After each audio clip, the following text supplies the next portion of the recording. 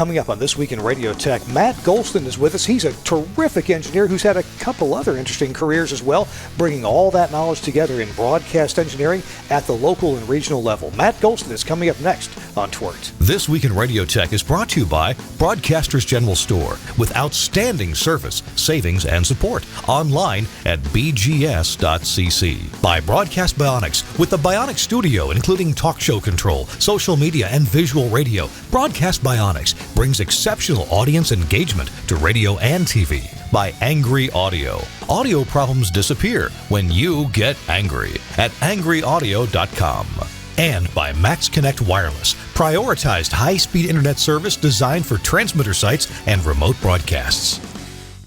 Hey, welcome into This Week in Radio Tech, the show where we talk about everything from the microphone to the light bulb at the top of the tower. I'm Kirk Harnack, your host, not in the Telos Alliance studio in Nashville today. I'm visiting dear old Dad down in Georgia today, and so I'm coming to you from my dad's office here in Barnesville, Georgia. Glad to be here, and I'm glad you've joined us. We're going to have a great show today. We're going to kind of have a well-rounded show about broadcast engineering. We're going to find out a lot about the tips and tricks and things you need to know to be a good all-around engineer at your broadcast facility. And most of us are, as a full-time engineer, sometimes we're called upon to fix the toilets, fix the plumbing, fix an electrical outlet, get somebody's keys out of their car from being locked in, all those things, and broadcast engineering as well, making the station sound great, be reliable, and be legal too. So that's all coming up on This Week in Radio Tech. In fact, let's go ahead and just introduce to you our guest before we make our announcement from Nautel. And our guest is Matt Gholston from Lafayette, Louisiana. Matt, welcome into the show. It's great to see you. Pleased to be here. Pleased that you're here. You're the chief engineer at the Town Square stations, right? Town Square Media in Lafayette, Louisiana. And yes, sir. We're not going to reminisce too much, but when I was a kid, like 4, 5, 6 years old, I lived in Lafayette, Louisiana. So I've been there. Hey, yep. I mentioned to you Brentwood Boulevard. You know Brentwood Boulevard? I think so. But again, I'm actually not originally from here either. So there's still a lot of the city that I don't know. Sure. And Brentwood, it's one of those boulevards that's like barely a boulevard. It's got a little strip of grass down the middle, about 3 feet wide. That's it. Right. And I went to Woodvale Elementary School in Lafayette, but that was 53 years ago. I wonder if it's still there. Yep. A lot has changed. A lot has changed. I'm sure. Do they still have drive-through daiquiri stands? Yes, sir.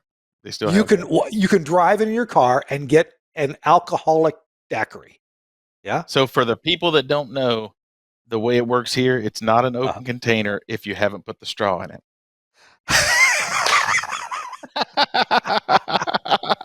They put a little paper sticker, like one of those little dot stickers, over the top of the straw hole. If you haven't broken that sticker, it's not an open container. Is that so that the officer can tell whether or not you've broken the container open? Yes, but you could have lifted the lid and took a sip. But I mean, it's kind of on your honor. Yeah. Louisiana is a different place. It's one of the places where we don't have a British common law. We have Napoleonic Code. Yeah, Napoleonic Code. That's Yep. Being a lawyer in Louisiana is a different affair than the other 49 states, I would imagine. I mean, you're talking to a Mississippi boy that grew up in a dry county, so I'm in a totally different environment. Oh, well, Matt Gholston, but you can tell just by our opening talk here, it's going to be a fun show. I'm Kirk Harnack. I work for the Telos Alliance, so if you hear me say some nice things about my employer, well, it's just because I know all about their equipment, their technologies and stuff. And again, today, I'm not in my usual Telos Alliance studio, but I am in Georgia. Glad to be here at Dad's office. All right. Our show is brought to you in part by our friends at Nautel. And you know, and I know, but I'm going to remind you about the Nautel webinar series. It's really a roundtable discussion. In fact, it's called Transmission Talk Tuesdays. Transmission Talk Tuesdays. We'll get to that in just a second. But I want to tell you about a promotion that Nautel still has going on. It's going on through the end of October. But at the end of October, it's over with. And that is the GV series. You buy a GV series transmitter. These are the bigger transmitters. And this is a great time to replace your old clunky tube type transmitter or maybe an early model solid state transmitter that's not so reliable anymore. get you a Nautel GV series FM transmitter. When you get one now, you can get a second exciter built into it. You get that for free. Normally, that is a big extra cost option to get a second exciter as a backup exciter. This will let you stay on the air if the first exciter fails, which rarely do. But if you need to make some other adjustments to the exciter, you can pop over to the backup exciter and use that. There is a form. You see it on the screen right there if you're watching. If you go to nautel.com/11things, that's 11THINGS, we'll have the link in the show notes. You can just sign yourself right up there. Or, hey, just talk to your Nautel rep. If you don't know who your Nautel rep is, get in touch with Nautel and bother them. But probably your Nautel rep has been bothering you, especially if it's Jeff Welton in the middle of the U.S. But Nautel has reps all over the U.S., Canada, and all over the world, as a matter of fact. So check with your Nautel rep and get your price on a GV series transmitter and get this special promotion on a free second exciter for backup. It's a great deal, and one that won't be repeated. October 31st, it's all over with. Now, about the Transmission Talk Tuesdays, go to nautel.com/webinars and click on the Transmission Talk Tuesdays. Sign yourself up. Even if at the last minute you can't go, you might as well sign up. Get the reminder. They'll send you just about 2 email reminders. You can easily add it to your Outlook calendar or your Google Calendar. Just a little drop-down thing. Click on that. They go right into your calendar, and you can be reminded of the Transmission Talk Tuesday webinar. In fact, I think our guest, Matt Gholston, Matt, you've been a guest on the webinar, haven't you, with Jeff Welton? Jeff and I did one on HVAC installs and maintenance. Good deal. About a couple months ago. Yeah, and I was on earlier this month talking about MPX over IP and also MPX over AES Digital. So it's a great series. It's also a roundtable. So you as a audience member are invited to ask questions. In fact, Jeff can even turn your mic on, let you speak and ask questions of Jeff and or his guests. So check those out. They're always great information to have. I try to catch every single one of them. I did catch the one that I was in. All right. We're talking to Matt Gholston. Matt, you're in Lafayette, Louisiana. I'm sure it's as I remember in my childhood, hot, humid, sometimes very rainy. I'm sure you have some challenges there. And in our talk today, we're going to talk about, I promoted this on social media by saying, if you're a broadcast engineer and you just want tips on darn near everything, Matt is a very well-rounded engineer in terms of just everything that he knows. He knows how to take care of transmitter studios. You were a consultant for quite a while in your career, and so you had to know something about everything. In fact, you kind of had to be good at it, or else people wouldn't hire you. There's so many places we could start at, Matt, but why don't you just hit a couple of the high points of your career? And I guess if I'm asking, why are you qualified to talk to us about what a chief engineer should pay attention to? Well, I've been doing this for a little over 20 years for a lot of different people in a lot of different places, from South Tennessee all the way to almost the Texas state line, because I work over in Lake Charles some for Town Square. Mm-hmm. I've done a little work for Clear Channel, for Cumulus, for Town Square Media, and a lot of independent broadcasters. So, and worked on transmitters as old as like a 20V3 all the way up to brand new Nautels and Gates Airs. So, I mean, you have to be really agnostic to be a good engineer. As far as transmitters and equipment, you really don't get to choose what your employer buys in most cases. Sometimes you do, if you're in the right position. But that's a good point. And in our pre-show meeting, one of the last points we talked about, let's go ahead and make it first now, about broadcasters and what they should be budgeting or spending for equipment. You made some examples of audio processors, but I'm sure you can make examples of exciters, audio consoles, and other things that a station needs, maybe even automation systems. About, do you buy what you think is the best? Do you buy the best you can afford? Do you go cheap? Do you buy less than you can really afford? Talk to me about your philosophy on budgeting for broadcast equipment to sound better and be reliable. Well, the first thing I look at, if I was looking from the perspective of an owner, would be, you have a budget and it's probably a hard number. And then so you have to look at, if I'm operating a station now, we're going to assume it's not a brand new station, because there's not that many brand new stations that are happening. Sorry. Dell command update. There are not that many brand new stations that are being built these days, but if you have an operating station, you want to improve it, You have to look for where your best dollars are going to be spent. And I think you and I talked about this. The best place to put your best dollars is in investing in the input source material. Mm. And then once you have a pristine library of input source material, no matter where you get that from, whether you get it from the label, whether you purchase a library, no matter what you do, once you know you have the highest quality source material you possibly can, then you actually have something to feed an expensive audio processor or an expensive, have expensive equipment to put it into. But it doesn't matter how much money you put into other equipment, you feed garbage into it, you get garbage out of it. So the next thing that I would start focusing on after you have pristine source material is doing everything you can to start reducing the noise floor. So start looking for sources where you have equipment that's got aging capacitors and aging op amps and different things that are raising the noise floor. And it's nothing wrong with analog equipment per se, but if you can start eliminating it and start converting over to audio over IP, there are so many advantages to audio over IP, not only in reducing the noise floor, reducing cable clutter, giving you expandability and the ability to be able to start routing things and be able to make changes from home over a computer, by a VPN, that there's just no way that I would build a non audio over IP environment today. It just wouldn't be a good investment unless it's an extremely small installation. If it was a one studio, one off environment, I could see Mhm. that. But if it's anything like what I'm operating in here, a 6 or 7 station cluster, that's a poor investment, um, because it's so complex and so much wire to run, and you should really be running. And even if you're doing an analog situation, you should be doing it over Cat 6, so that you can with something like Studio Hub converters, so that you can convert to audio over IP easily. Because just like they talk about, streaming is the way that things are going, audio over IP is the future. There's no doubt about it. So don't deny that that's the way things are going. You will eventually go that way.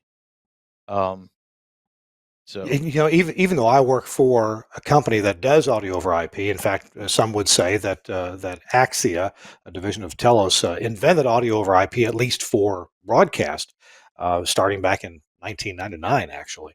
Um, uh, and so, yes, I eat my own dog food, so to speak. At my 18 right, radio stations, we use audio over IP, but I've been given the choice by my business partner. Hey, I can buy this older console that's analog, or I can buy it used, or we can buy either a used or maybe a new AoIP console. Dude, if you buy that analog console, I'm gonna be on my back underneath that thing for 3, 4, 5 days. I'll be stripping wires, I'll be soldering, I'll be crimping stuff. And in the end, you will never have a noise floor, that's down as low as we could get otherwise. And by the way, if you want to move it to another building, another room, another anything, all that's got to come back apart. Punch blocks, barrier strips, whatever that you use.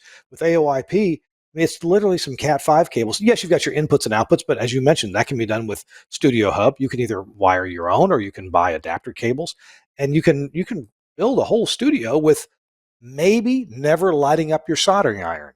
In fact, lately the only reason I've had to light up the soldering iron is because I didn't buy enough Studio Hub. And if there's an audio problem, it's never a buzz or a hum or a level imbalance. If there's an audio problem, it's usually because Windows did an update that okay, I got to go fix the numbering of my sound cards.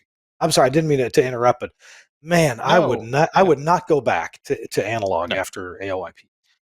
I mean, I know I'm not the only consulting engineer or even chief engineer that's tried to give advice to other station owners in this way, just to do a cost benefits analysis and show them, at best, buying a quality analog console from a major manufacturer versus buying an audio over IP console, even if the analog is cheaper by the time you pay all the labor for the consultants to come in and do all of the installation.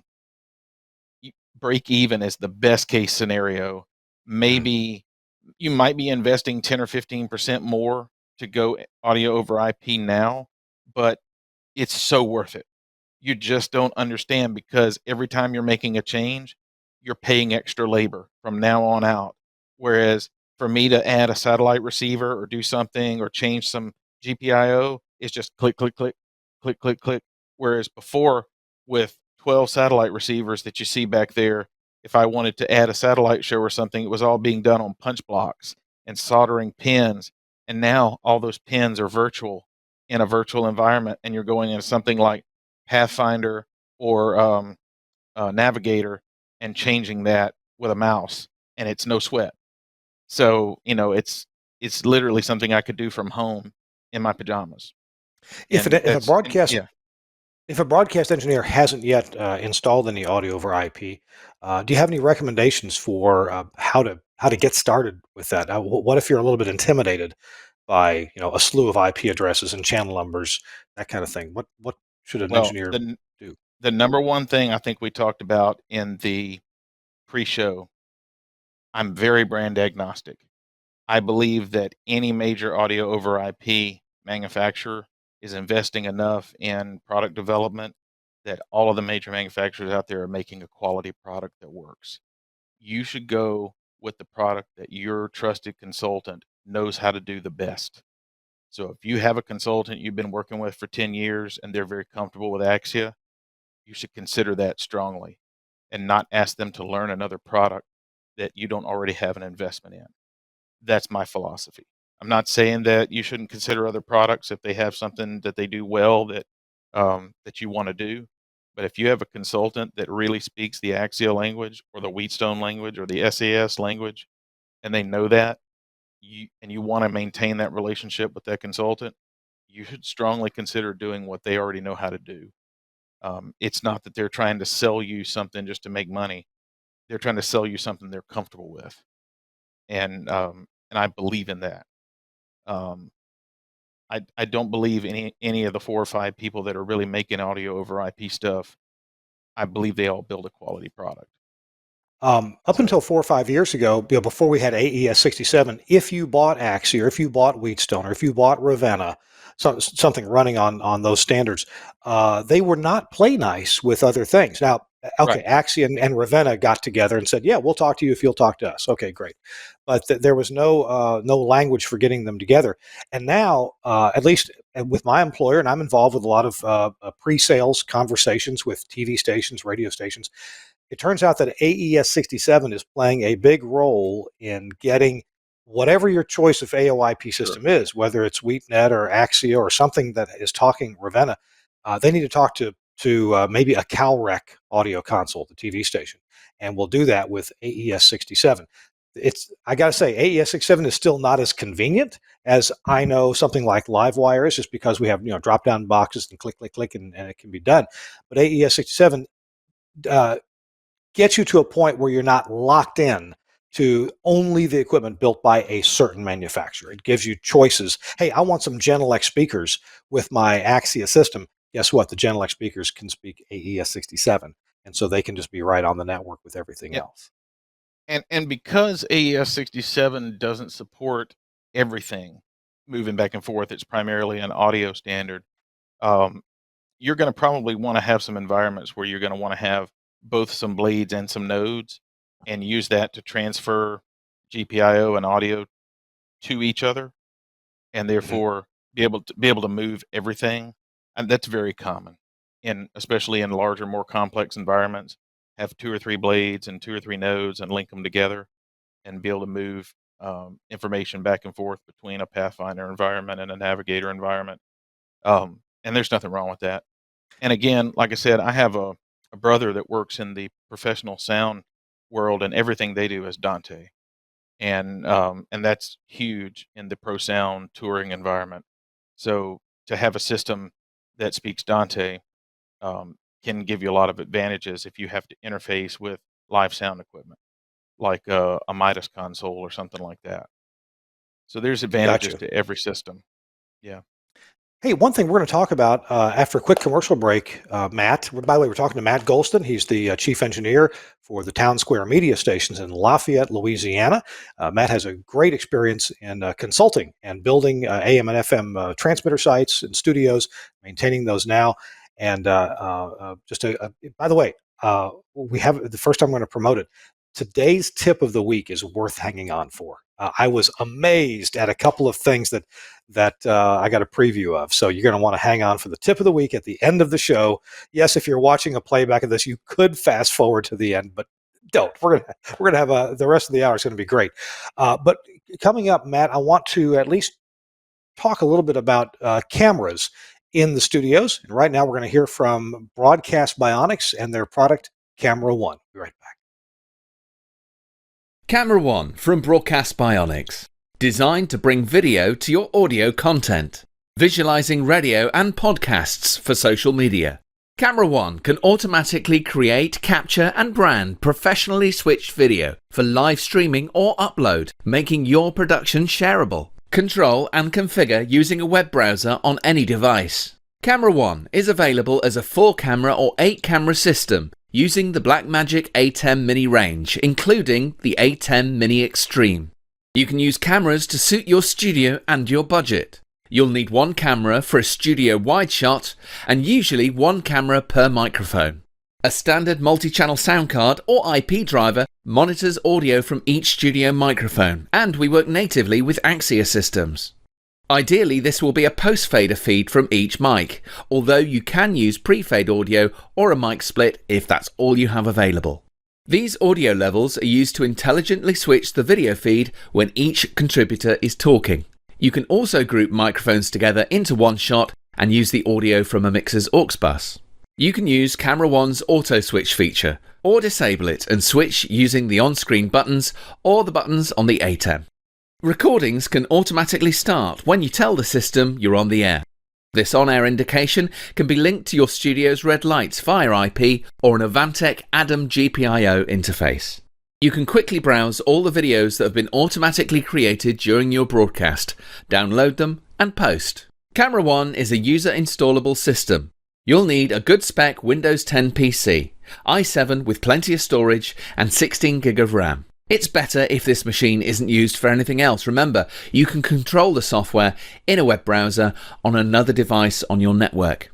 Camera One, a thrifty way of creating scroll-stopping video from your show or podcast from Broadcast Bionics. Incredibly well thought out and works great. Check it out from Broadcast Bionics at bionic.radio. Bionic.radio is the website, and you can read all about Camera One and the other really cool content creation and management products from Broadcast Bionics. Good folks, and they understand broadcasting really well.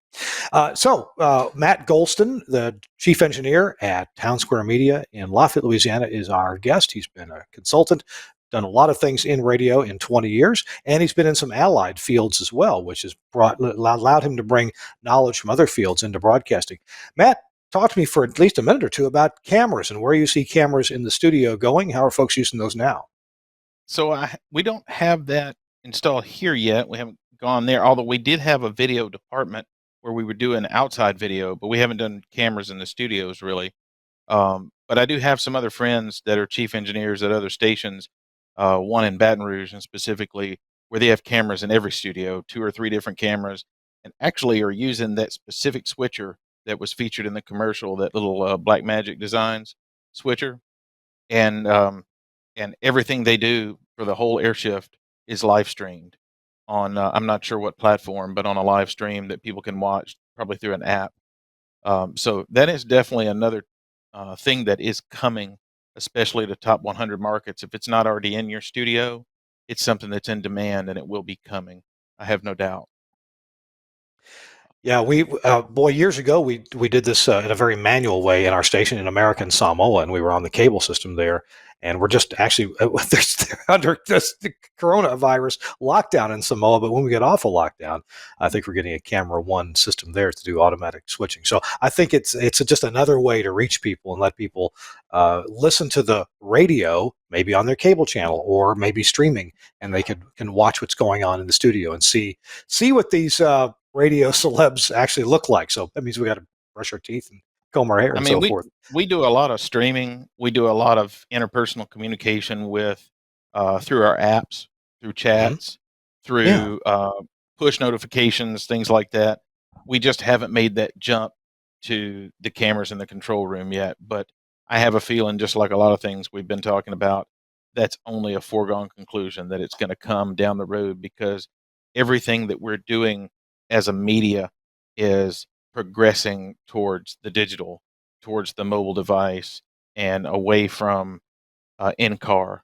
I mean, it's people still want to listen in the car, but if you can't touch them in other places, you're going to become more and more irrelevant.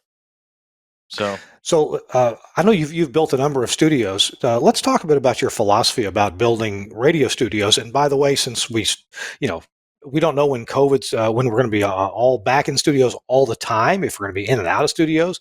So we're going to also talk about working from home and how you like to handle that. But let's talk about studio construction. You've built a lot. What are some of your overriding philosophies on building studios? well, especially like we've redone 4 studios in this building that I'm sitting in right now. One of the big things I have when I build a studio is no wires, nothing can hang down. I tell the janitor when he's here, if you can't run the vacuum under the table and not worry about catching a wire or knocking something off the ear, you let me know. I'll make it where you can because the place has got to stay clean. So I know I can't get you in there right now, but if you shined a camera or a light up under there, nothing is hanging down. And it didn't used to be that way with when it was an audio over IP, but it has to be that way. And leave yourself plenty of rack space. You'll never be able to anticipate what you're going to add in the future. So don't hem yourself into one rack and also leave plenty of blank spaces. These nodes and blades generate heat. And just because it's Mm-hmm. only a 1 RU device, we have found that if you don't leave a space above and below a blade or a node, you'll find that the temperatures in that unit are going to run hotter than you might like, and the components in there are not going to last like they would if you would have left a space and put some vented rack panels in there. So, just like anything else, you don't want to cook them. Same thing. We used to have some racks that would have like 5 mic processors all rammed together with no spaces. Mm-hmm. And, things like a mic processor, especially if it's got Class A components in it, they get hot and they put off a lot of heat. And if you stack them up like that, well, the ones above the bottom one, they cook. So, you're rebuilding them all the time. So you just have to take a lot of things into consideration. You have to calculate your heat loads, your electrical loads. You have to look at power redundancy. I'm really fond of some of these products, like, for example, some of the tie line products that have dual power inputs, and a lot of other products some of the Wheatstone products are moving that way. I'm not familiar with every product that's that way, but the more and more products that have dual power supplies or have an external unit that has dual power supplies that can plug into that unit, like Cisco switches do, Mm-hmm. um, that gives you so much redundancy. In most of my racks, I run dual UPSs that are monitored by SNMP, and it gives us that level of redundancy where we know even if we lose a UPS, we're not going to lose that control room. We're not going to lose that rack. And then, for example, if I do lose a control room, you can set up automatic silent sensing in the audio over IP domain. Mm-hmm. I'm sure you can do this in Axia as well to automatically fail over to a blade or a node in the server room and route around that without even having human intervention. Something you could never do with an analog console. I mean, I guess you You know, could if you had a complicated system of relays or something, but it yeah. wouldn't be simple. It would not be simple. But it's just Um, that it can be a complicated system of relays. And that actually brings up a point.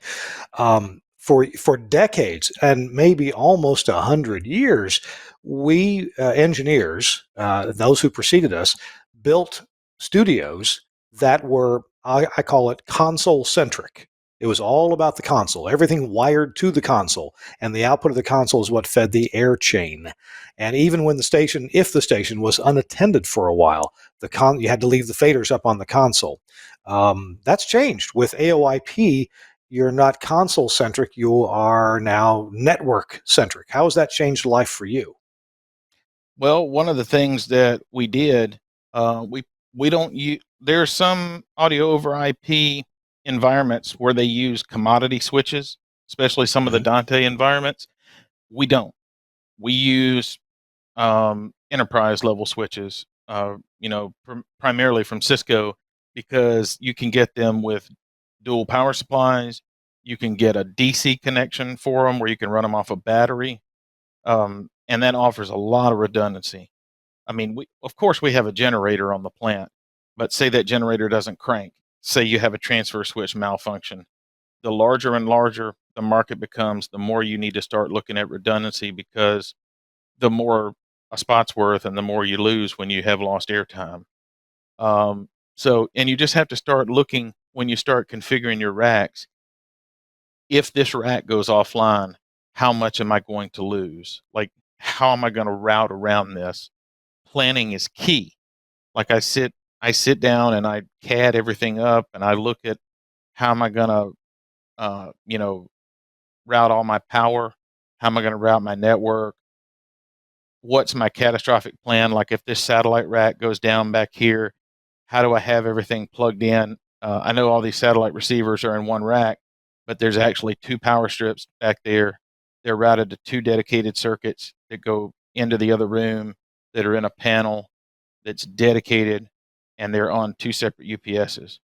So it's there is a level of redundancy there, but and you just have to think through those things and try to avoid a single point of failure. And there's redundant receivers there for Westwood One, for Premiere, for ESPN. So if I lose one of those circuits, I'm only going to lose either receiver A or receiver B. So it's a whole thought process about figuring out how to get rid of single points of failure. You Um, mentioned two UPSs in a rack, maybe every rack. I don't know what you got, but talk to me about your philosophy on UPSs. I must say I haven't had the best luck with UPSs, and maybe some of it's my fault, but it seems like I've had a number of UPS failures and UPSs that don't last as long as I wish they would. What's your philosophy, and how do you go about getting good UPS behavior and longevity? so develop a relationship with a good battery supplier in your area. I've had really good luck with Interstate Battery, but there's Batteries Plus. There's other people. Make sure the reason I started going with Interstate Battery, he guarantees me that no battery stays on the shelf in his warehouse for more than 6 months. And so that's what you really got to watch out for, is getting the old batteries. Same thing. Make sure you buy the high drain batteries when you put them back in there. I never buy the battery packs off Amazon and stuff. I get my batteries local. Um, Test your UPSs every week. I run mine generator on a load. So every time the generator cranks, these UPSs get a test. And also, don't let your UPSs go 6 years without changing the batteries. Put them on a Hmm. regular schedule. Get a Dymo labeler and put a label on the front of the UPS saying when you change the cells. In 2 or 3 years, if it's a critical UPS and not just under somebody's desk, change the batteries. I know there's Hmm. an expense there. Budget for it. If I have a spreadsheet and it has all my UPSs in it, and when the batteries were changed, then I actually just put them in my Outlook calendar, and it pops up and says, "Hey, STL rack number 2, time to change the batteries in the UPS." I just get a reminder on my phone, and I just go to the store and buy some batteries, and we can budget for that. So that's the Do you key. have a Is do you have a brand or a technology online versus offline? Do you have or a style of UPS that you tend to prefer? we buy only full double conversion online UPSs, nothing but. Hmm. No line interactive UPSs, full double conversion. They cost more, but this is the only technology that's truly protecting your equipment, because it's taking the line in, running an inverter, the inverter's charging the battery's running the equipment. So that's the only way that you really want to go. Otherwise, you're really investing your money into false security. And what do you think about the UPSs that are big enough to run the whole department? So I've seen some big Liebert, for example, So, brand. I'm sure there are yep. others that are big like that. So I've worked in a couple of facilities for when I worked for some other companies that had those. Pluses and minuses to that. Huge plus, when you have a power outage, every circuit in your building is covered. Huge minus. If you have a problem with it, everything is at risk. Other huge minus that nobody ever thinks about when they buy it. When it comes time to change batteries, you're breaking off $8, $10, $12,000 to change these batteries, and you're probably Mhm. paying a technician from Liebert or somebody like that to come in and change those batteries, because that's not really something you want one of your people doing. It can be very dangerous. It's a big deal. I just actually, during Hurricane Laura, ran into a situation with a TV station that we share a site with. They had a UPS out there that's big enough to run their TV transmitter. So it's a big UPS. Mm. And it was actually backfeeding the 480 power line. Um, and because the transfer switch did something dumb and Hmm. actually causing linemen to be in danger. And we couldn't figure out what was going on because the line company turned the power back on, and the Hmm. power was way higher voltage than what it should have been. And that's because Oh my power goodness. was coming out of the UPS and being added to the power company's voltage. And so that UPS had to be taken out of circuit, like it had to be bypassed. So you have to Yeah. be really careful because you've got a source there that can become a source with the transfer switch. It can become a source that you didn't anticipate. So, but I'm not saying those systems aren't good. We just have chosen here to go with a distributed system rather than the large. We have clusters in our company that have those large UPSs, just not here. And we did Gotcha. discuss it, but we went the other Yeah. way. Yeah, I've seen people go both ways, and I would agree. There's got to be pluses and minuses there.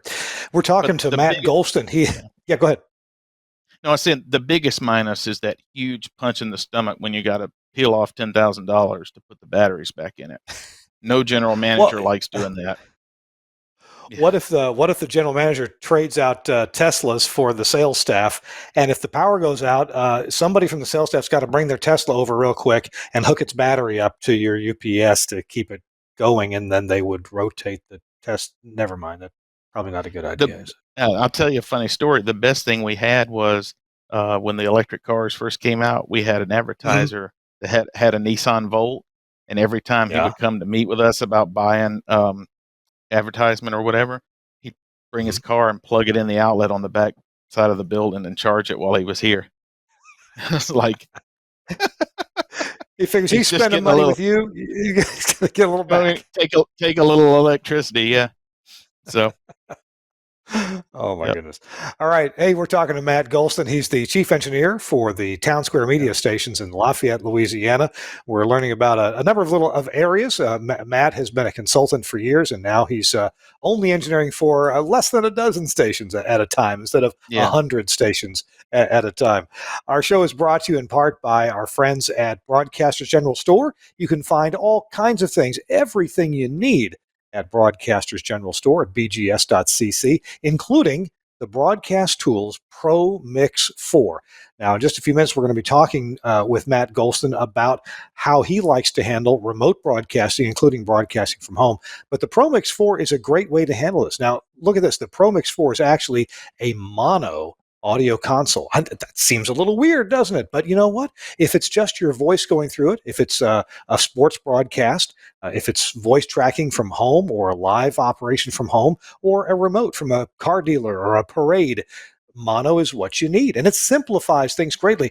You can actually send your talent out on remote with a Broadcast Tools Pro Mix 4 and set it up themselves. Easy to do. The connectors on the back are those famous connectors that handle both quarter-inch tip ring sleeve and XLR connectors, so they can handle both mic level and line level inputs. There's a picture of it right there on your screen, the Pro Mix 4. Some of the features here, it's a full-featured audio mixing console.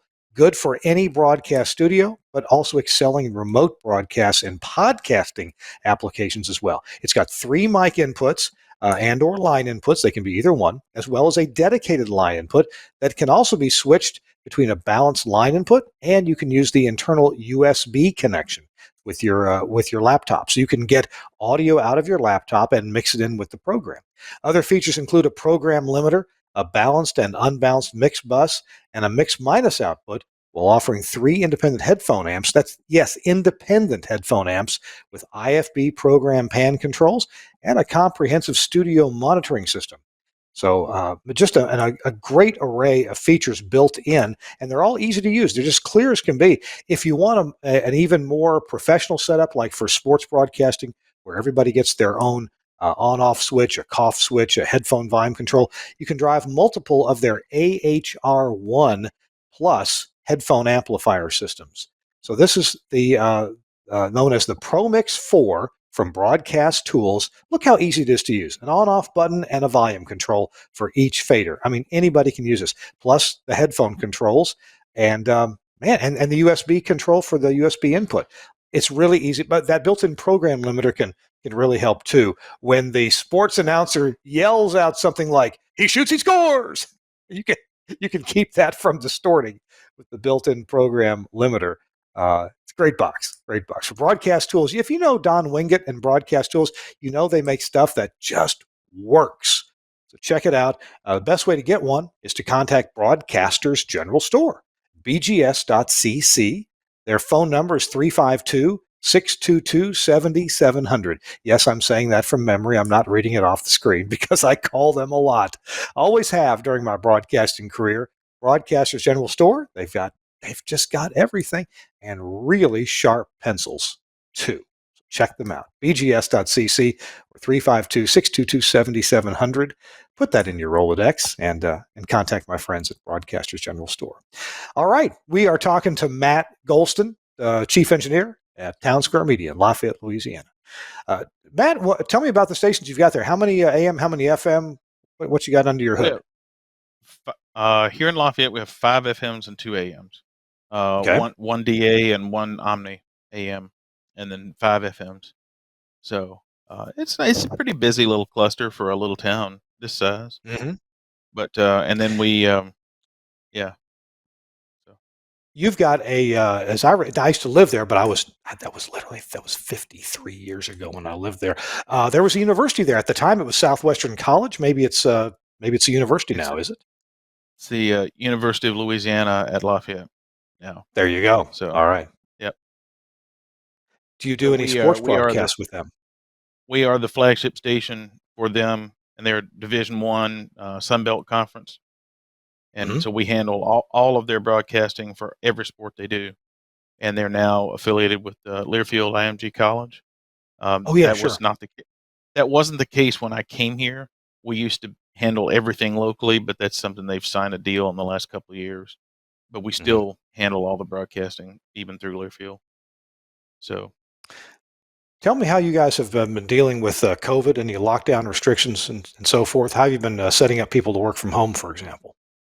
So we have some people that were broadcasting from home. We are now completely back in the studio, but we have a product now. We're an RCS plant when it comes to automation, and they have a product called Zeta2Go, which is very convenient. And you simply all you need is a laptop and a headset. Even Apple earbuds would work, and Chrome. You just use it's just a secure website that you go to. And once you log in, you get a web version of the automation system. You can voice track. You can even go live using streaming audio. I mean, obviously, it's got some compression to it, but you can go live right there from the interface. And that solves a lot of problems. Now, we do use like the Tie-Line Merlin with Report It. We have that for every station, so we use that as to do remote breaks. We also use obviously like Adobe Audition to edit audio and then FTP that up for things like spots and stuff. But we've been very lucky to have enough of a large enough building to be able to have physical social distancing and be able to keep people in here. I would say 90% of the time, and not now. The sales staff's been at home, but as far as Uh-huh. our programming and sales departments are on opposite sides of the building from each other with a lobby in between. So we've been able to basically just say the programming department's going to come in for their air shift and then go home and not mingle around and just keep that social distance and just stay in your control room and mind your own business, and that's work. And do a lot of hand washing and just kind of do what you need to do. So One. and that's Mhm. worked. Yeah. So one of the things I really wanted to talk to you about, and is our friendship on Facebook, and I've seen you deal with tower crews. I wanted to get into the notion of working with tower crews, picking the right tower crew, knowing what they're capable of, knowing what they need, maybe some micromanagement in. I've experienced some tower crews that needed the micromanagement in some things, and others that just seemed to know what they were doing. Then they got it done. I had to tell them, so don't unplug this coax, the antenna you want is on this coax. Um, Talk to me about your relationship with tower crews to get the best success you can out of tower work that you have to have done. The number one thing that I've learned from when I was brand new and knew nothing is that you have to value a tower crew. Like once you find a good tower crew, never let go of them, because just like an engineer, they're really hard to find. They're a very rare and valuable commodity, and just like an engineer, they require some teaching and mentoring and training in how to be like you want them to be. And so develop a relationship with their foreman or supervisor, whatever you want to call them. I don't get in the weeds with all of the individual climbers. I develop a relationship with the supervisor, and I explain to him what I want or her what I want, and sort of tutor and train them along the way if they're new to me, and let them relay that to their people, because they understand how to communicate with their people. So I just try to communicate with them, and that seems to work well for me. Now, don't get me wrong. If I see a person on my job site doing something that's not safe, I'm going to say something right now. But beyond that, I'm going to let them run their crew. And I'm just going to tell them, this is what I need you to do. I'm going to be a part of their safety meeting. I'm going to go over the job. And then I'm just going to sit back and let them handle it. But one of the things I always tell the tower crew that I expect them to do is, I need pictures of everything that you do up on the tower, because I can't be up there. I need you to bring the parts down that you find that were broken, not because I don't trust you, but I just need to understand what's going on. I need to feel like that my eyes were able to see. And in the day and age that everybody's got a camera phone, there's no excuse for me not to get pictures. Also, if you climb by something that's broken, take a picture. Let me Mm. know, or call me right then and say, "Hey, I see a big place of insulation on this 4-inch line that's torn off. You know, what do we want to do about this?" And I'll say, take a picture and text me. It's one of these things, like just be proactive. Don't just tell me, well, I was only up here to change this light, so I ignored the fact that we had 4 broken hangers. It's my option as the person paying the bill to determine what gets done, or my option to call my employer and determine what gets done, not your option to not tell me. So, it's just let me know while you're on the tower if you find something, because quite often they'll find something, especially when you're going through 2 or 3 hurricanes a year. They're going to find something. So and also, I think we talked in the pre-show about going up prepared. Don't go up without taking all the necessary tools and items to be able to fix common problems, because otherwise, for anywhere between $3,000 and $8,000 a day, you're wasting my time. Um, Hmm. just don't come unprepared. And also, don't assume that I'm going to have everything. A good tower crew is going to bring a lot of different things that will solve a lot of different problems with them. You should have the stuff, but if you don't, they should have it too. Things like hose clamps, extra bolts for flanges, um, you know, things that they might find, like if they might get up there and find a frozen bolt on a flange and have to cut it off, they should Hmm. have an extra bolt in their bag. It shouldn't be something where, like, you didn't give me this bolt. these are the things that really rub somebody raw when they're going to tell you they have to climb back up there because there were broken hose clamps on your antenna. And that speaks to another thing. There are certain kinds of antennas that have known failure points, and I'm not calling out manufacturers, but like where hose clamps are holding the antenna on, and man, I really need to replace these hose clamps like every 3 years, because if I don't, I'm gonna have a bay fall off my antenna. I have Yeah. worked in markets where we had that happen. Had it happen more than once, not on my station, but on other stations in that market, to the point where there's a couple of antennas like that in my stable right now in another market. And I told the guy, put 2 hose clamps at every location. Hose clamps are Ah, cheap. I just yeah. told him, I said, the manufacturer put 1, you put 2. It's just one of these things where I'm not going to be that guy that has to call the vice president of engineering and tell him we lost 2 bays off the antenna over $3 worth of hose clamps. It's one of those things. It's just start becoming a thinking engineer and start realizing ways that you can give yourself an edge for little or no money. That's when that's when you start going to the next level of doing what's in the manual versus learning the tips and tricks that give yourself an edge. That's when you start going to being a senior engineer versus just being a guy that reads the book. I, I That's what like I that think. philosophy. Hose clamps are cheap. You're right, and and I've Oh, rarely had them. I've rarely had them break. Do you feel that there in Lafayette? Are you in a bit of a marine environment? Are you close enough to the Gulf, or what do you think about that? I can be in the Vermilion Bay in 20 minutes. Hmm. And the Vermilion Bay is right on the other side of Abbeville. I've got a station that's 5 minutes from Abbeville, so it's on 6-foot pylons. Like you had to climb up a set of stairs to get in the building. Oh, Um, mhm. yeah, it's where I'm 10 or 15 miles from the water. It doesn't seem like that, but we're pretty close. I mean, it's a storm will be on us pretty quick. And Lake Charles is right on the water. I mean, Tell me about the Calcasieu yeah. Lakes. You can see it from our windows. So, Tell me your philosophy on grounding at tower sites. What do you want to make sure a tower crew does? The minimum, or how much more than the minimum? Either grounding the tower, grounding coaxes. What's your practice? well, as far as what a tower crew is responsible for, I want them to go, and I've got one right here. I brought it with me. I don't ever want the tower crew to go up the tower when they don't take one of these grounding kits Mm, with the whole grounding kit. And again, these are cheap. You should have one at your transmitter site. This happens to be for 7/8 line, but they make them for 1 5/8, 3 inch, whatever you have. Um, should you expect those to be damaged? No, but stuff happens. And so I think that's something they should always have in their bag. Normally, you have 2 climbers that are going up because you need a rescue climber. So it's not like one guy has to carry everything.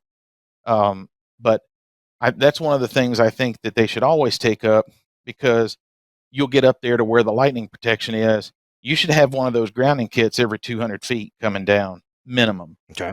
And Okay. on your STL lines, on your transmission line for your antenna, on any kind of line, because every time you put one of those ground kits, it functions as a voltage divider and gives you a chance to drop that voltage and bleed it off to the tower, which is hopefully a better connection to ground. Obviously can dissipate more current without melting than your transmission Hmm. line. I mean, that transmission line's copper. It's a great conductor, but it's not very thick. So it Right. can't dissipate a lot of heat without melting a hole in it, which what we're trying to avoid. So the more chances you can give to bleed off some of that that electrical current into the tower leg, the better off you're going to be. Now, what happens when you get to the bottom? This is not really the tower crew's problem, but you need a single point master ground at the site, and you need that tower needs to be grounded into that single point master ground, and then you need to run a dissipation leg from that single point master ground out into the field and put a high frequency ground out in the field so you can bleed up, because lightning has a high frequency component It not just it has a it has a DC component, but it also has a high frequency component. So you want to run a leg in the opposite direction from your building and put a high frequency ground out in the field away from the tower to where you can dissipate that high frequency component that goes as high as 10 megahertz. Not Wow. most of it is most of it is below that. Most of it's in that 1 megahertz range, but some of it gets higher than that. So you want to be able to dissipate all of that energy that you can in the other direction. And then anything that's coming into your building, you want to continue to add ground kits at regular intervals. You want to ground your ice bridge. You want to ground the legs of your ice bridge. Anything that you can, you want to reduce touch potentials. Touch potential is key because you don't want a man to be leaning up against the ice bridge and have a discharge against the top of the tower, and this person's foot is on the ground and their hand is touching the ice bridge, and electrical discharge comes through their body and they're dead.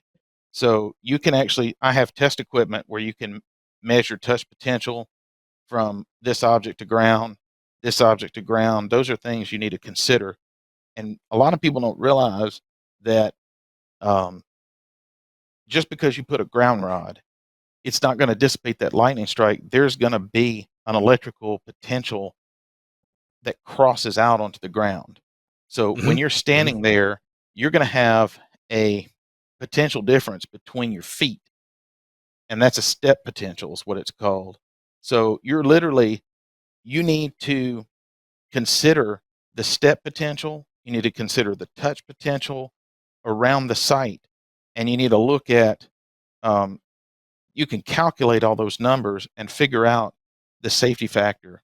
And then there's things you can do, like place aggregate over the site and do other things to give yourself an edge if somebody were standing there during a fault condition. They do these things in substations, and you can do these things at transmitter sites. You can place 2 or 3 inches of rock over the ground and give yourself an edge so that if there's a dissipation into the ground system from a line surge or from a lightning strike, because it's not always a lightning strike, sometimes it's a power line surge that still dumps into your ground system, but you need to be able to dissipate it. Oftentimes I find broadcasters will tell people their station got struck by lightning and it was really a surge that came down the power line. And if they would have had a transient voltage suppression system, they might have not taken any damage, because one of the first things I did when I got here is we put a whole building transient voltage surge suppression system on every facility. And it was funny how I could sleep at night after that. And but the thing was, they used to take a whole bunch of lightning strikes. But it turned out those weren't lightning strikes. It turned out it was the utility company blowing up our facilities all the time. But you put a bunch of these like LEA or transector surge suppressors on the outside of the building that's tied into the ground system, and everything's properly, and you clean it up and make it a single point ground. And then all of a sudden the power line is not blowing up your equipment anymore. And then, yes, you can still have lightning strikes and you can do stuff to remediate that. But lightning strikes are so much less common than bad power. Bad power is common everywhere across the country for a lot of different reasons. What are your thoughts on these dissipation? What are your thoughts on these dissipation devices that go on a tower, typically on the top, but maybe on a tall tower on the sides as well at various intervals? I think there's worthwhile doing. I think that they're all, some are more effective than others, but I can tell you this. The university where I went to school, they had a doctoral student that did a dissertation on those devices, and it's published online at their website. And he tested everything on the marketplace, from these ones that look like a ball full of sharp spines to the old Franklin lightning rod. And he found that the old straight up lightning rod was as effective or more effective than any of the fancy specialized lightning devices that are out there. We have towers where we use the ERI device, A3 lightning spurs. We have devices where we just have a lightning rod. I actually have one tower where we have a 20-foot lightning rod and 3 sets of A3 spurs. It's Okay. a Got a lot. 1,200-foot tower, but Wow. it just kept getting struck, kept getting struck. But we did that and put in an extensive grounding field. I think it was about 60 rods. So, Wow. Oh my goodness. but after we put in the extensive grounding system and put up a massive lightning rod, we basically we've been left alone. Yeah. We've been Yeah. left alone for 5 or 6 years. Oh, well, So good. Good. we this is a tower. We put up a brand new 10-bay rototiller antenna, and in the first year we had 2 bays melted off of it. So Okay. All right. that's what I'm talking about. Like, we immediately had to assess and plan and design some remediation, because it was just one of these things. The tower's been here for 40 years, and the ground system has degraded. And a lot of times people are like, "Well, we had that fixed. We had it. It had a ground system." Well, ground systems are just like anything else. They're like your knees. They don't last forever. They degrade. You know what I'm They do. saying? It's They like do. Yeah. they Yeah. get old. Yeah. So at some point, I mean, if you have an AM station and it's sounding bad, we had an AM station, not we, but one that I worked with, and they were like, "Oh, people can't pick us up like they used to." I said, "Have you Mhm. ever had anybody come out and inspect your grounding system to see? Because if you have acidic soil or other issues, you might not have a grounding system left, and you might Or consider hiring." the copper thieves may have come out and inspected the system Right. really well. And yeah, and I said, "It's not something I have time to do, but you may Mhm. consider hiring a consultant to come evaluate that and plow in a new ground system if he finds that it's lacking." And you'll be surprised in the difference it'll make. So, We this are. was a 60-year-old station. So, Yeah. Yeah. yeah, it's probably time to plow in some new copper. We're talking to Matt Gholston. Matt is the director of engineering for Town Square Media in Lafayette, Louisiana, and he's got just a wealth of great ideas. A lot of it's common sense. A lot of it is a little bit beyond common sense. I'm Kirk Harnack. It's This Week in Radio Tech, our 559th episode. Now, hang on, because Matt has some amazing things to show us before we round out the show in just a few minutes. So hang with us. I promise you it'll be worth your while. You'll prepare to be amazed, okay? This Week in Radio Tech is brought to you in part by these things. Yes, that is a Studio Hub adapter. This goes to the back of your standard broadcast equipment, male or female XLRs or quarter-inch tip ring sleeves, even RCA connectors. And this side goes to a piece of Cat5 cable with an RJ45. Gold-plated connectors right in there. These work great even in high RF fields. They're really well done. And this can be any length of Cat5 cable, and plug that into the back of your AoIP equipment.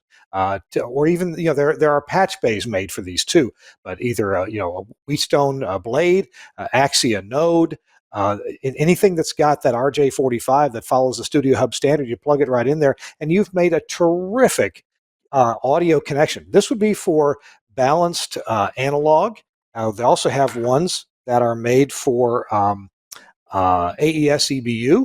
If you like the male XLR already built onto it, here's a short one, female XLR's male RJ45, and you can get them long. This one's about a 6-foot long cable right here from Studio Hub. If you haven't used Studio Hub yet to build a studio, you're really missing out. They make this building the studio quick, easy, no soldering, and very, very reliable. No, as Matt was talking about earlier, the noise floor way down because they're so well shielded. And here's a device you might be interested in. This would connect to the back of your equipment, either male or female. This would be typically either for a mono balanced or for an AES EBU signal. It's just one simple adapter right there to get it into AES EBU over to your node and then into the back of your equipment, male or female, for sending or receiving. Also, from Angry Audio, you check it out at angryaudio.com. They have the Studio Hub products. This one, for example, is the headphone amplifier from Studio Hub. It comes in the Decora size there, so you can put that into a electrical box. You can put a Decora panel over the front of it to make it look great. And it's got both kinds of connectors, country and western, as they say, 3.5 millimeter or quarter-inch tip ring sleeve. This is a headphone amp, and it can be powered using the Studio Hub power system, and can be daisy chained as well. I think you can daisy chain up to 4 of these together on the same power source. It's really, really convenient to hook these up. Check them out at angryaudio.com. Angryaudio.com. You can buy Angry Audio products, the whole Studio Hub line and other Angry Audio products from your favorite dealer. And if your dealer tries to sell you something else, say, no, I want Angry Audio, or I want Studio Hub. I want the real McCoy. There's a reason why it's better. Hey, This Week in Radio Tech is also brought to you by Max Connect Wireless. Here's a quick announcement about it. We'll be right back. I'm Gary Morrill, Midwest Regional Director of Engineering for Alpha Media. When I first spoke with Josh Bone about Max Connect, he told me they'd work great for remote transmitter sites where connectivity was a challenge. And he's absolutely right. We even have sites where we're using this as a backup to our STL using Max Connect's dual carrier option, and it works perfectly. We also have times where we need to be able to get out to a venue where it's kind of challenging because everybody and his brother is trying to stream video at the same time, like at a big sporting event. And you know what? Our data gets through every time because it's prioritized packet data. It works for us. It'll work for you. Max Connect. Check it out. I did check it out. Here it is. This is a Max Connect. This one is from PepWave. The one that Gary Morrill showed you was from Cradlepoint. But it doesn't really matter, the 4G LTE modem. That's not what's important. What's important is the SIM cards that are inside it, because they connect to the Max Connect wireless network, which gives you prioritized data and a fixed IP address on the networks of any of the major carriers like AT&T, Verizon, T-Mobile, and Sprint.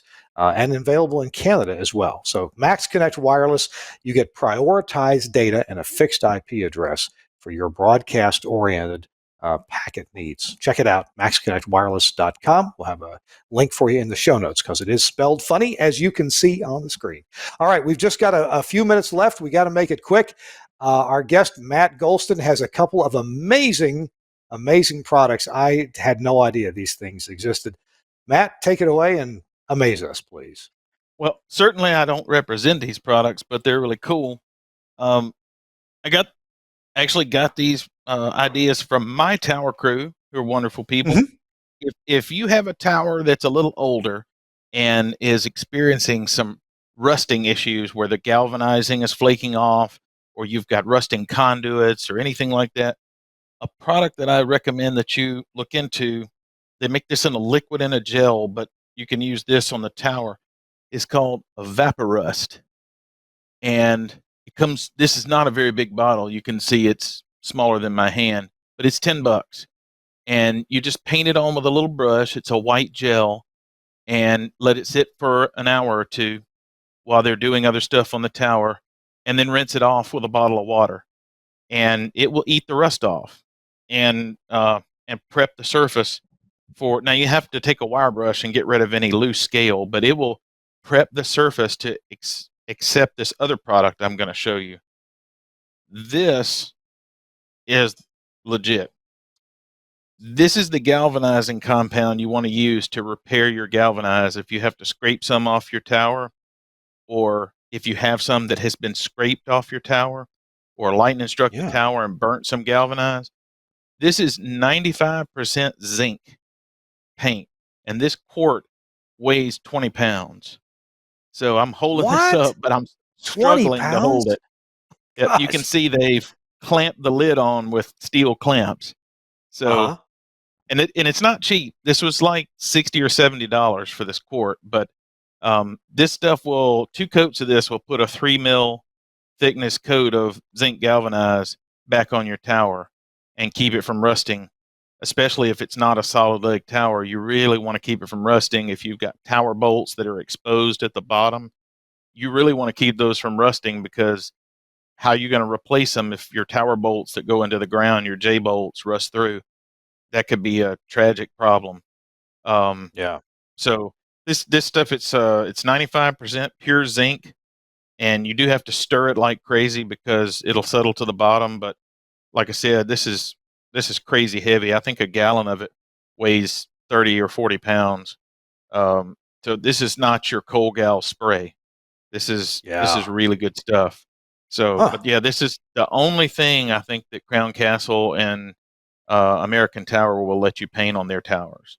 So this is what you want to use.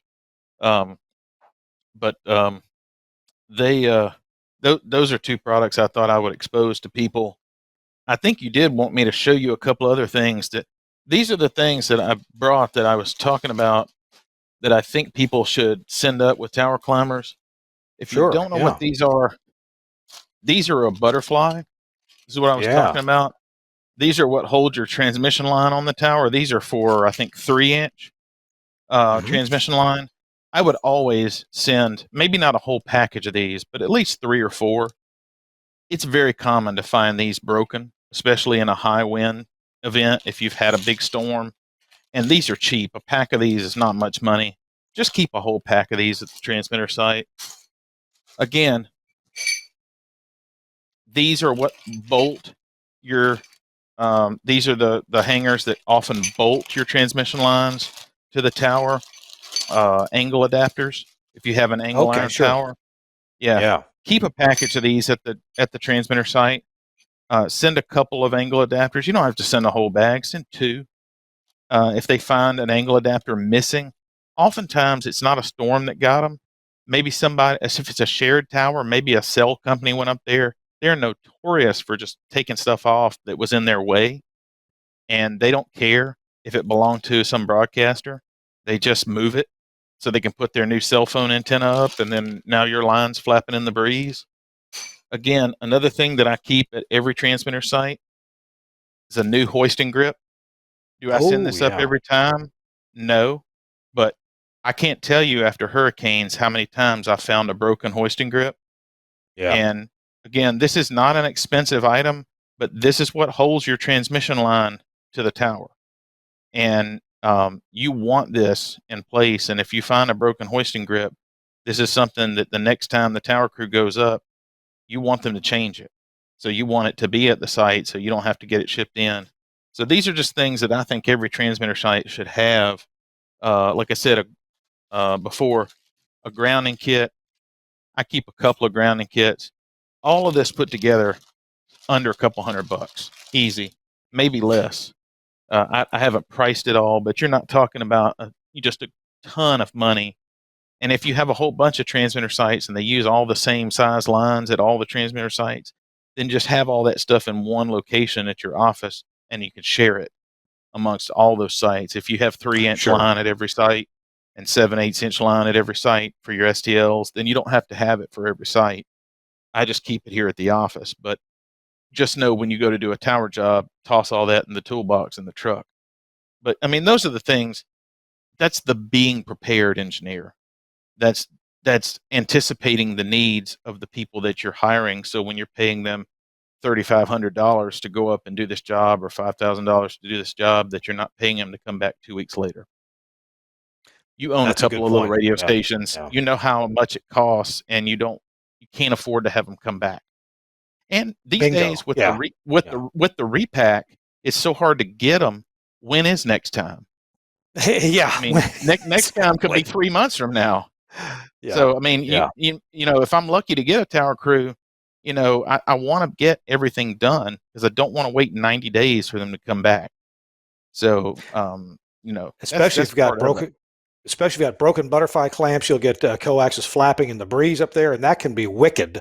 That you won't want to notice from the ground. You with binoculars, maybe so. With some video from a tower climber, you can really see how damaging that can be if you have broken butterfly clamps. And the hoisting grip, you're right. That's what really holds the weight of the coax. On a long coax, you might have several of those along the way holding the Correct. weight as you go. So yeah, And I'll those tell you are something absolutely else. critical. Um, we replaced a couple of dehydrators, and it's been a few years ago. There is a brand of dehydrator out there, and they changed their name recently. It was Pure Gas, and they changed their name to something Air. I can't remember what the new name of the company is. They have SNMP monitoring in the dehydrator. Oh, That's a okay. huge feature because now all of a sudden you can have your SNMP monitoring like Solar Winds or Orion or something like that, Hmm. Hmm. or your Burke if your remote control supports SNMP. it can be Yeah. constantly monitoring your airline pressure, and you can get an email and say, "Oh, you got a leak," and that's huge because that can alert you to the fact that maybe you had some broken butterflies and it flapped your line around, and now you got an O-ring leaking. So, Yeah. and again, another thing that should be at your transmitter site: extra O-rings, extra dielectric grease, extra Mm-hmm. bullets Mm-hmm. for the line Mm-hmm. because you get a burnt bullet. So many things, extra electrical tape and the mastic tape, all these different Yep. things. Start to make a log of things you didn't have and make sure you never don't have them again.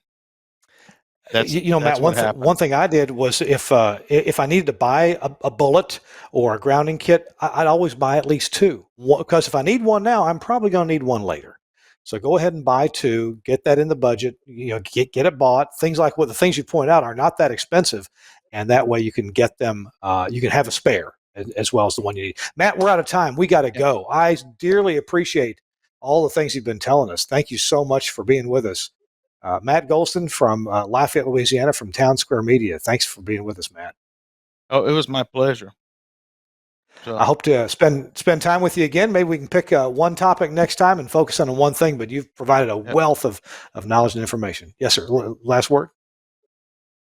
I would say this on that topic we were just talking about: develop a good relationship with a couple good salespeople. I know salespeople always want to sell you stuff, but I've got a couple of people I buy stuff from, and Mm-hmm. I'll be placing an order, and they'll say, "Didn't you want an elbow? Didn't you want didn't you want some bullets for this?" Because these are people that used to be engineers, and Yeah. Yeah. they will see what you're ordering, and they will see something that in your haste you left out. So start to do things with people that had experience in the field that happen to now be salespeople, and they will anticipate your mistakes, and Matt, they will save face for you. our producer's going to cut us off. I got to go. Thank you again for being here. Yep. Suncast, thank you for producing the show. And also a big thanks to all the sponsors. Be sure you patronize them. Check out our website, thisweekinradiotech.com. Thanks to Andrew Zarian, the Absolutely. founder of the GFQ network. So take care. We'll see you next week on This Week in Radio Tech. Bye-bye.